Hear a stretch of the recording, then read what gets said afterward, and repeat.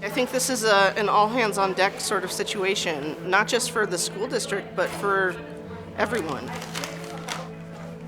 The best thing that anybody can do is look for ways to help. We are packing food into bags for families to pick up at distribution sites for an emergency food distribution since school has been canceled.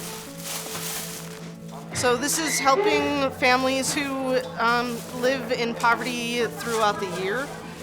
Kids who are on free and reduced lunch or who receive food stamps, it's helping them, but it's open to anybody who needs it.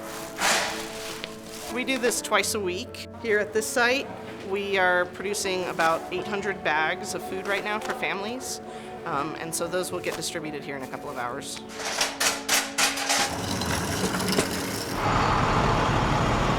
This is one of our 7 emergency food distribution sites where vehicles can pull up curbside. We have a carefully engineered process to make sure the food is handled in a sanitary and safe manner as the person exits their vehicle, gets the items, and puts them in their own vehicle. Thank you. De nada.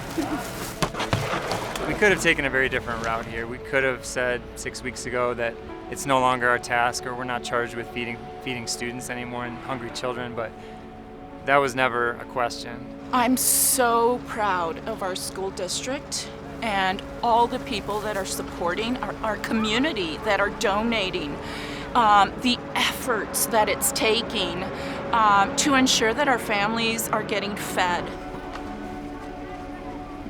There was a boy that came up to pick up food.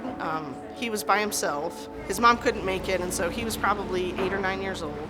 He came up to the distribution site with a rolling suitcase behind him to pick up the food, and so we asked him how many children are in his household, and he said it's just me, and then he started to panic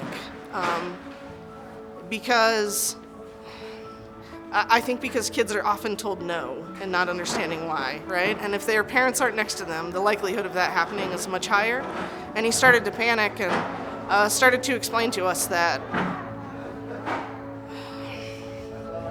they're completely out of food. I'm sorry. He was worried we weren't going to give him any. And that was it. That was his only chance to feed his family that day. So, I mean, the upside of that, we were able to figure out who that kid is.